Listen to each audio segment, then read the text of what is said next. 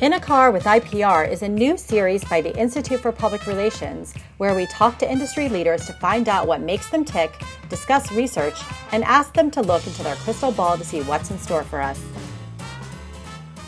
And the tarot card readers are right over there. And that may seem very incongruent, but it's kind of how we roll. And when you think about it, if they tell you something bad, we're in the third-party advocacy business. You have no greater third-party advocate. Go to church. So you're just right there. The proximity's good. Call in reinforcements. And then you can emotionally eat after at the Café Du Monde and get some beignets. Indeed. One-stop shopping. Right. When we talk about other experiences, I like to share that we have to show up as business leaders first and functional leaders second.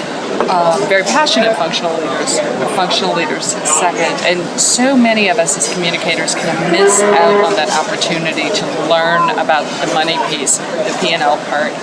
But when I took my first job outside of television news, it was for a company that owned funeral homes and cemeteries. Wow. Indeed. And if you look at our cities of the dead in New Orleans, we have the most unique way of remembering those that we bury in our cemeteries here. But it was really a merger and acquisition company. So when you think about their business model, you only have so much land on which to build. So we would go in, we would buy a cemetery that was pretty mature, then we would add a mausoleum to it, so we would have more real estate to sell, but your higher markup is on your services. So not only would we build mausoleums in that cemetery, we would build a funeral home there. So it was a one-stop service for your customers, and basically that's their business model in 30 seconds. That's exciting. You talked about a unique way of burying. So why don't you want to talk about that for a second? Like, what is unique about burying in New Orleans? We dirges into the cemetery, second line out. We really celebrate our dead in a way that no other city in the world does. And it's pretty powerful. And because of the sea level, because we're below sea level, people are buried above ground too, which is really interesting for New Orleans. So speaking of sort of being and leadership, one of the things with the My Special Aflac Duck is, love the My Special Aflac Duck, is moving from like the 4 Ps to the 4 Es. So you want to talk about that for a second? Well, I really think that we all in college, when we took Marketing 101, we learned about product price placement.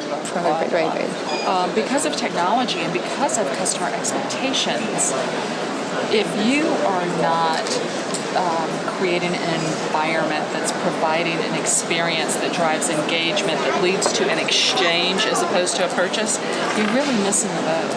And for us, My Special Aflac Duck does that.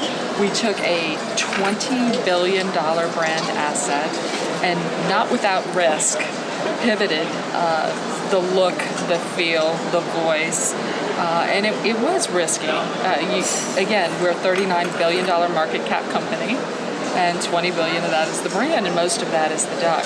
But for us, if we were going to create our Aflac duck and animate it into life through a social robot, the only way to do it was the way we did, to help children cope.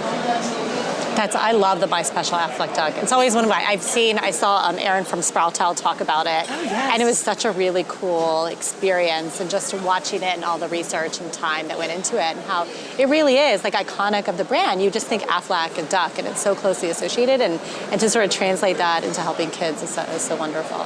It's amazing, and the response has been absolutely incredible. It's exciting. I'm so ready to dig into those oysters. I'm with you. Ready to eat? I'm ready. Here you go. Thank you. So I wanted to ask you about your bracelet, because we were talking a little bit about it off camera, and you have all these amazing charms that are very New Orleans. Do you want to maybe take us through some of your favorites and tell us what they are? I will. I have 3 bracelets on. 2 of them are actually by New Orleans designers. This is a New Orleans themed charm bracelet. So we have everything from the king cake to Mackenzie's, the old K&B, which was Casts and Best Off, Schwegman. None of these places are there anymore, unfortunately. Schwegman's was where you would go to make groceries.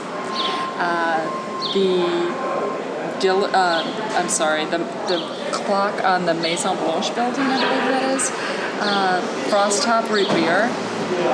Seafood City. The Little Rosenberg Girl, it was a local commercial here that was very popular for a furniture store. Dixie Beer, S&H Green Stamps, the Mardi Gras Fountain, Popeyes. And then because Mackenzie's is actually a king cake, you can't have a king cake without a baby. I love it. I love it. And this one I have, you might find interesting. It's by the charm bracelet that features New Orleans charms is by a gentleman named Jose Valley, and I have several of his pieces. He's a very talented designer. And then I have a little duck with a crown on it. I don't know if you can see it. Oh, so cute. And it's by Christy Callie, who's a local artist here. This charm bracelet is why Europeans think Americans are so foolish, because I got this in Greece and I broke cardinal rule number 1. I bought it in a hotel jewelry store. Oh, yes. Never do that. Venture out into Athens, into the Plaka, and go see George the jeweler, but don't buy anything from the hotel. Then I got all wrapped up in the story because it has 5 crosses on it. And it was a story about a woman whose name in Greek was Catherine. And she was a magic woman. She had 4 husbands, and everything she touched, she made it happen. And only one husband outlived her. And she ended up, I think husband number 3 was the mayor of a city. And when he died, she became the mayor, and she was this very powerful woman. Well, then I went and found the book based on this woman. And it turns out it wasn't so much that she was a magic woman, she was a black magic woman. And apparently all of her husbands died under mysterious circumstances. And yeah, be careful what you buy into. That story took a dark turn. Yeah, it's like voodoo, black magic stuff. That's hilarious. The worst advice I've ever been given, oh my gosh. Don't use mosquito repellent. I don't know. It's just like, because it's a really must-do down here. Yeah. Yes, the mosquitoes can be really bad. I feel like they're becoming immune to mosquito repellent anyway, you know. You asked me about my favorite genre of music, but you didn't ask me my favorite song. Is it something to do with mosquitoes? No. Or repellent? No. It doesn't. It's actually a very quirky song. It's called The Girl from Ipanema. It's my favorite song. The Girl from Ipanema, yeah. I don't know why. That's your favorite song? That's my favorite song. I love that song. Wow, that's a great song. And of course, do you know what it means to Miss New Orleans? Yes. One of my friends wrote a great song about New Orleans, but he calls it New Orleans. So let's talk about the pronunciation of the city. Oh, this is a pet peeve. So I say New Orleans, but other people say New Orleans or New Orleans. Or New Orleans. Or New Orleans. People on the North Shore have this lovely lilt, and they'll say New Orleans. And New it's Orleans. Just beautiful. Okay, so educate people. How do you say the city name? New Orleans. New Orleans. Or La Nouvelle Orleans. I prefer New Orleans.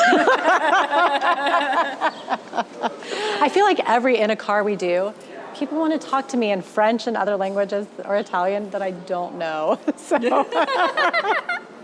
always like, I don't know how to pronounce it. I know like laissez les bon temps rouler, which is, let the good times roll. And that's my advice that I try to live by all the time. That is great advice. That's my Isn't new that good? best advice. Yes, that's how I'm going to answer my best advice. It's like question. you do you and laissez les bon temps roulés. Oh, it's fantastic. I was here the night of the infamous no call. I was right there. Oh, were you really? I was. And that's all I'm going to say about that. Because I'll just we get already started. know how you feel about that incident. Indeed. I think I saw it on Facebook too. It wasn't a good day. Wasn't a good day. No. It was a long trip home. Yes, I'm sure. Do you have a favorite curse word? Plaqué. Okay, not familiar, but tell me about it. It's from the Cajun French, and apparently you have to have a large rear end to be able to plaqué. But my grandmother, my very Catholic grandmother, I wear her wedding band. She wore it for 81 years. Wow. And when she would get really upset with someone, she would say, and she just came in and plaquéed her big behind. And it kind of means showing out, distasteful Right, like behavior. yes. Yeah. Do you say it at work? Yeah, Or just because in your nobody personal... knows what it means. So you can say it, Yeah, and I it can't doesn't anymore sound because right. you Because just now gotta- people know that's your word. Like, what is she saying about me? That's hilarious. Okay, so what does Catherine Hernandez-Blades do to relax, recharge, just wind down? What is that concept? Relax, recharge, wind down. Just to be honest with you, my most favorite thing to do is just try and cook in the kitchen with my husband, because we're so clumsy and we laugh with each other and we'll burn something because we decide to just stop everything we're doing and dance in the kitchen and just laugh. Seriously, it took us 2 hours to make hamburgers on July 4th. It was Really? that bad. Yeah. What's your favorite thing to cook? Do you have a favorite? Oh, I love gumbo, jambalaya. Oh gosh, yes. Yeah. Because I'm from the South, so we do the gumbo. Make sure we have the filet on top and and the roux is so critical. Yeah, I love it. I know. Otherwise, it's messed up. If you blow the roux, forget it. Don't even Just try. Start over. Yeah. Yeah, it's I love like Cajun and Creole food. It's probably my favorite food. So yeah, and it feels like home, right? Yeah. Indeed. What about if you ever watched that movie Sliding Doors with Gwyneth Paltrow, where did you see it? I did. Yeah, where she takes, she misses the train, and that just changes the whole trajectory of her life. Is there any sort of pivotal moment in your life that you can point to that had such a big impact that maybe if you took a different path that you would have had a completely different outcome in your life? Oh, I remember the moment vividly, actually. When I was 19 years old, I was taking 21 hours a semester and producing and doing some on-air work for a show called Good Morning Acadiana. So I was getting up at 3 o'clock in the morning, and you never get used to the hours. There's just no way. And I remember that's all I wanted to do my whole life. I wanted to be a journalist. And I watched this woman have a complete meltdown in the newsroom, and I just remember thinking, I don't want to be that in 10 years. And that's when I came back to New Orleans, and I started working for Stewart Enterprises. That was actually one of their properties that we toured, where we saw the City of the Dead. Oh, wow. Yeah. Wow, that's a great story, just because just seeing someone have that experience change your whole career and your life change. Okay, so what's sort of the best advice you've ever been given? And then I also want to ask you about the worst advice. If anyone's ever given you really bad advice in your life as well. But what is some really great advice? Or even something something you may live by, like some sort of life phrase? Somebody told me a long time ago, just do Catherine. Just do Catherine. Just do Catherine.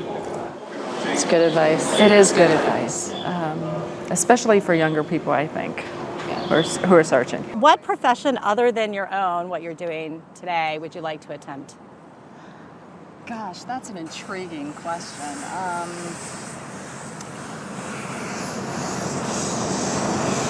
I love what I do so much. It's hard for me. Maybe I could be a sports reporter. Oh, that would be really cool. Wouldn't that be I could fun? totally see you on the sidelines. What would you not want to do? Oh my gosh, anything repetitive. I need variety. I love solving complex problems, and if I don't get a chance to do that, then I'm bored out of my mind. Yes, I get that. So we also we're publishing, or we have published, a study on the future of work, and we talked to internal communicators and wanted to find out their take on all sorts of what we anticipate changes in the workplace. Automation, artificial intelligence, like generational differences in the workplace, all these things that we think are happening, even like contract employees, that we're seeing a rise in that, in the sort of gig economy. So what is sort of your take on that? And what do you think that we as an industry, how well do you think we're doing to prepare for a future that just this massive change technologically? And, what can we be doing a little better? And, have you thought about it at AFLAC and what you are doing? Always. We're going through transformation, and I know that's more of a buzzword these days, but we're actually doing it.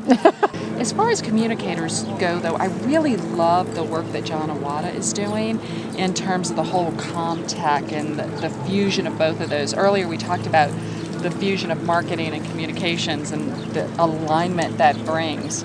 Now it's time for us to get aligned with our tech partners. And that's a big initiative that Paige is working on with their thought leadership is the ComTech, and I think it's like pace setter and seeing where you are in the continuum. Oh, I love that. It's a really cool work by our partners at Paige. So yeah, that's exciting.